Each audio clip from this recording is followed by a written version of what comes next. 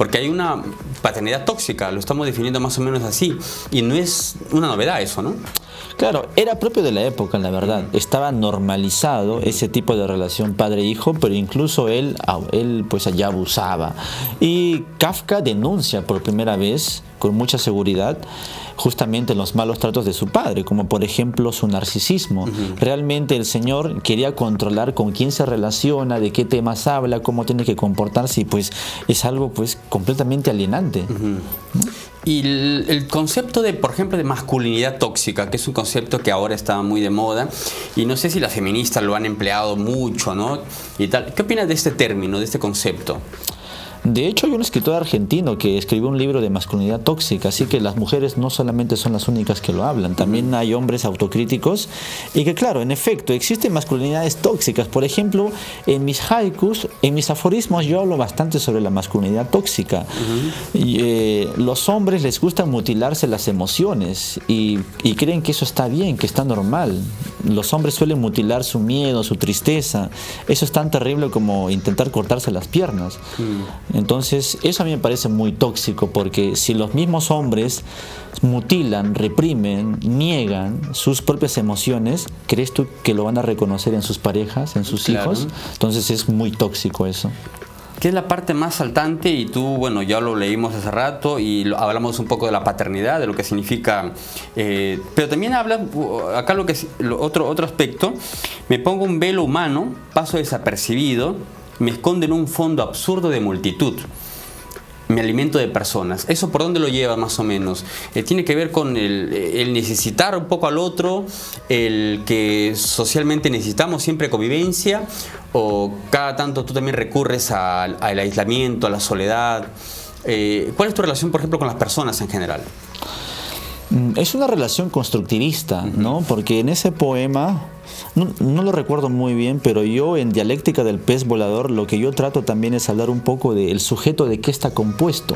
¿Está compuesto solamente de lenguaje, de escritura, de imaginación?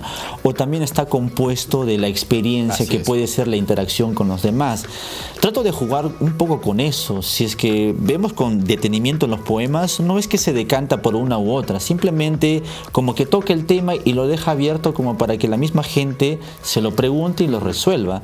Honestamente no tengo algo exacto sobre ese tema, pero todos sabemos que es muy importante fomentar relaciones estables, relaciones sanas, relaciones productivas, ¿no? Que beneficien a los sujetos para que se puedan constituir de una mejor manera, para que puedan madurar, de hecho, ¿no? Hay muchos libros, a muchos autores y muchos personajes en literatura que por supuesto tienen una carga psicológica bastante interesante, ¿no? Tal es el caso, por ejemplo, de Madame Bovary. Cuéntanos un poco de ella, quizá también de Roderick Raskolnikov, que son dos personajes que a ti te atraen mucho, ¿no? Poderosamente, hablando de la psicología en general, son personajes psicológicos muy determinantes y muy contundentes en la literatura, ¿no? Yo tengo una relación muy interesante con lo que se llama hoy en día TLP. El trastorno limítrofe de la personalidad es un concepto que a mí me apasionó bastante, porque, bueno, pues generalmente son mujeres, mayormente mujeres, que tienen este tipo de personalidad caótica que difícilmente a veces uno puede entenderlo.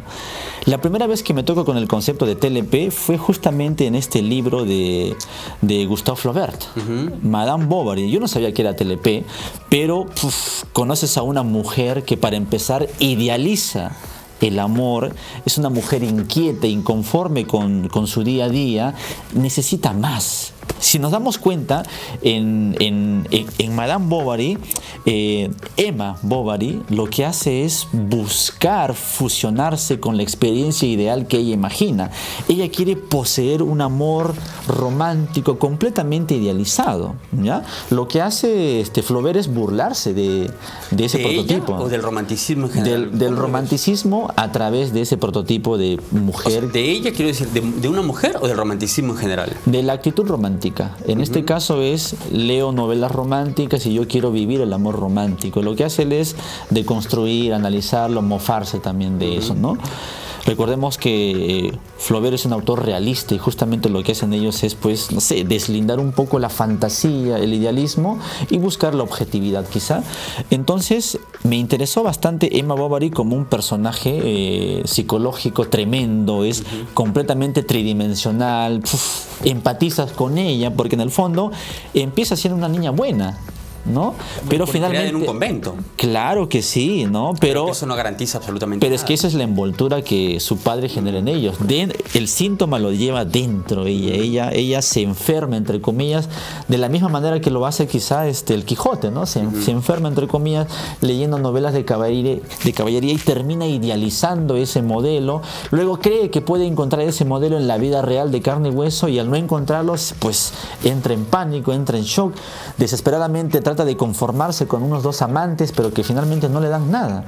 Termina completamente desengañada y finalmente termina, pues, por la autoaniquilación.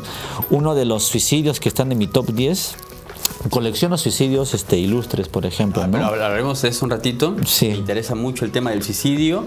Hace tiempo con una entrevistada también estuvimos hablando del suicidio, ya aparecerá por la página Siento Libre.